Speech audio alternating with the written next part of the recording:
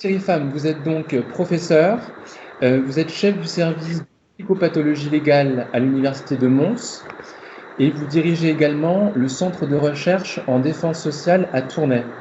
Mhm. Vous allez intervenir le samedi 27 mars 2021 donc, à notre colloque sur les violences sexuelles. Est-ce que vous pouvez nous présenter un petit peu l'objet de votre intervention?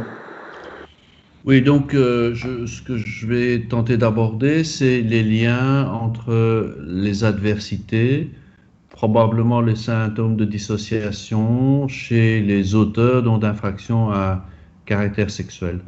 De manière générale, le stress post-traumatique est quelque chose qui est très peu évalué auprès des auteurs, alors que nous savons très bien que cette prévalence existe.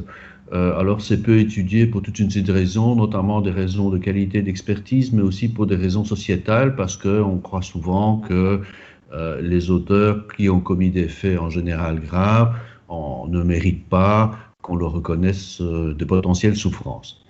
Alors, l'évidence scientifique suggère quand même que les adversités sont importantes chez les agresseurs en général, mais chez les agresseurs sexuels. Et en particulier, on trouve la question évidemment des antécédents de victimisation violente et ou sexuelle.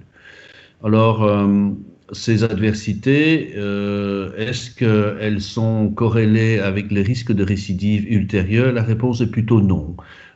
Parce que la violence intergénérationnelle est quelque chose qui existe, mais quelque chose en tout cas, qui ne prédétermine pas nécessairement la récidive sexuelle ultérieure. Néanmoins, on pense qu'il y a des facteurs médiateurs qui sont néanmoins présents et qui peuvent coexister entre les adversités vécues et puis la tendance à commettre des actes ultérieurs potentiellement sur les victimes. Et donc, il y a toute la question intéressante quand même de savoir quelle est la place de la dissociation ou du stress post-traumatique sur l'incidence, en tout cas, de commettre des passages à l'acte potentiellement donc violents.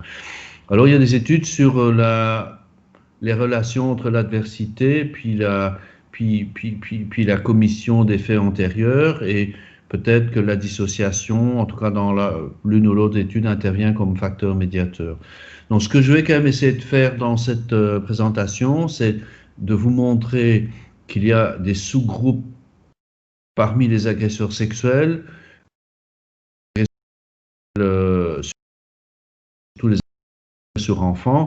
Et parmi les agresseurs sexuels sur enfants, nous avons différents sous-types pour lesquels on peut peut-être envisager qu'il y ait eu quand même l'incidence potentielle de facteurs médiateurs. C'est particulièrement, peut-être probablement le cas pour certains délinquants sexuels agresseurs sur mineurs, mais pas sur d'autres.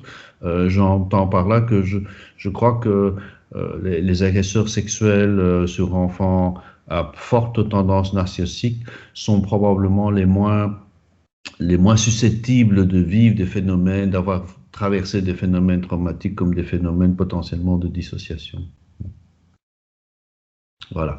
De manière dont générale, je souhaiterais montrer qu'il y a une grande diversité parmi les auteurs d'infractions à caractère sexuel et que dans cette grande diversité, nous avons vraiment une très grande hétérogénéité clinique comportementale et qu'on ne peut pas mettre tous les agresseurs sexuels dans le même sac et croire dans des hypothèses trop simples un peu et causalistes que la violence intergénérationnelle est quelque chose qui s'anime automatiquement depuis la victimisation, l'adversité, puisque la dissociation et le passage à l'acte.